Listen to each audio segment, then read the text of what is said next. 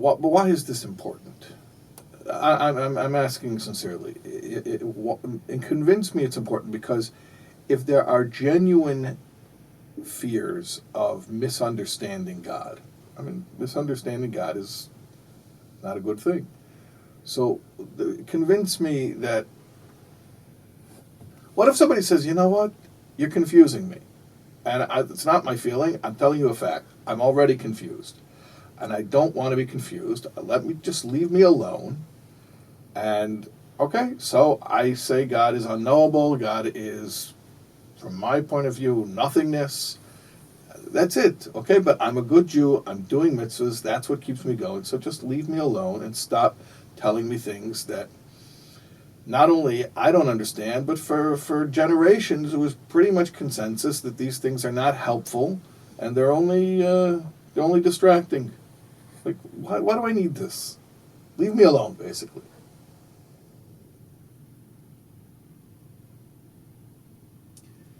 I once spoke about this subject many years ago in Borough Park. And a very simple, delightful, sincere, humble guy came over and said, I hear what you're saying, but I don't need this. Ich darf es nicht. I know what I need to do. And my first reaction was, what a sweetheart. This is what the Baal Shem Tov loved. Right, that's the simple Jew. Yeah. But then I realized, wait a minute. I was talking about God and God's investment in the Torah, and a Jew tells me, I don't need this. What are you saying? You don't need God because you have mitzvahs? There's something seriously lacking. If this is supposed to be a relationship, it's like men who don't get along with their wives. Their cop-out is, you can't understand women. You can't understand them. Mysterious. We'll never understand. So what kind of relationship do you have? Well, he'll say, and I do everything she tells me to do. So why do I need to understand her? And you can't understand her anyway. But that's very unlikely. If you don't even know what she wants. No, he says, I know what she wants. She told me what she wants. I just don't get it. And I don't even argue with her. I just do it. That's what that guy's telling you. Yeah, that sounds pretty cold. I just don't want trouble. I'll just do what she says. That's a relationship. And what if somebody argues to you that, excuse me, sir, it's very important to you that I understand all these deep things about God. But what I'm telling you is, you're disturbing me. You're distracting me. I would like to just serve God. Stop talking to me about understanding Him. I know what He wants. He wants the mitzvahs. There's something called Kitzur Shulchan Aruch. It makes it pretty simple and clear what my expectations are, what His expectations are of me. Stop confusing me. I'm begging you, stop. What are you going to tell a guy? I'm not talking to you. Okay. I'm addressing those people who want to know. And so what if the guy comes to you and says, stop confusing my friends? They're not even smart enough to be able to tell you to stop confusing them. No, look, the guy says, I'm fine just doing what God asks. Yeah. God asks. I'm just telling you what that means, that God asks. It means He's serious. But when you say I'm doing what God asks, and I ask you, what, does He really, really want you to do it? No. I don't know. There's something wrong with that. You're devoting your life to what He wants. You're not even sure He wants it.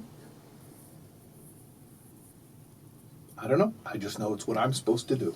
Yeah, that's not a relationship if a husband would say that. I don't know how he feels about it. I just know it's what I'm supposed to do. Leave me alone. Is that a good husband? Or is that a very unhappy wife? Every marriage counseling the husband always says, hey, I do what I'm supposed to do. Yeah. And the wife is miserable. Why? Because she doesn't count. As long as he's doing what he's supposed to do, everything's great.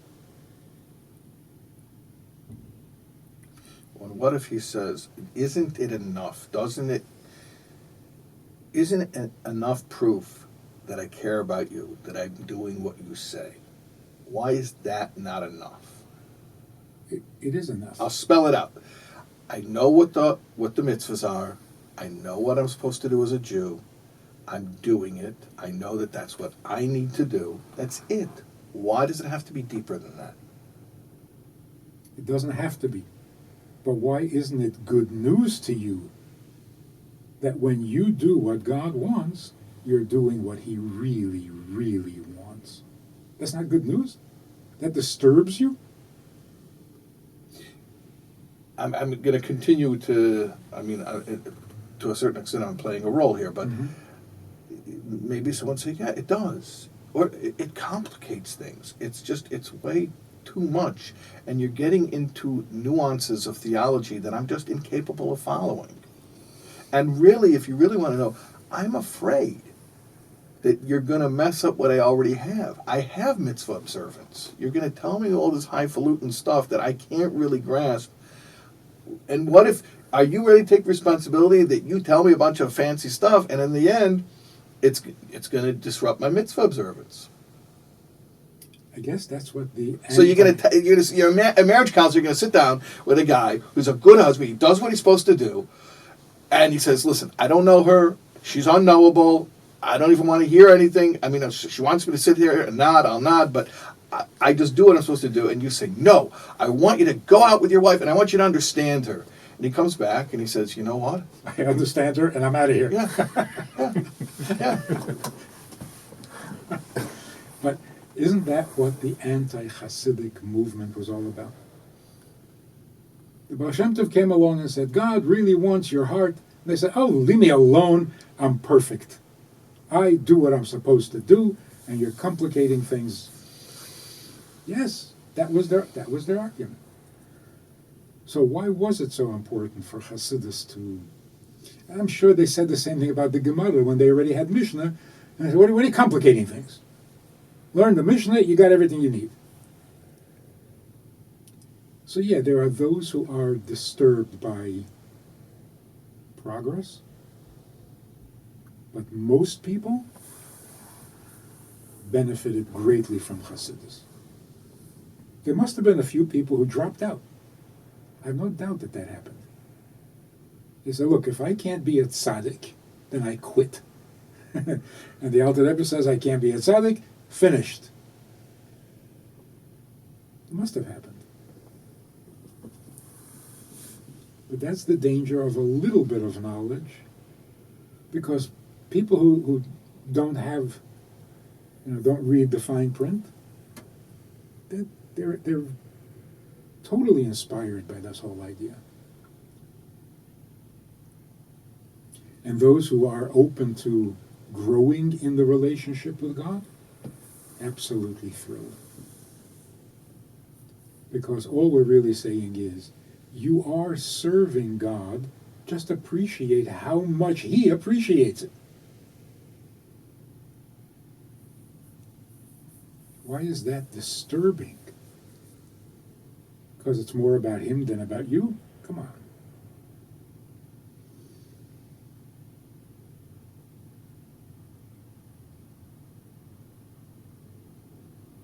Okay?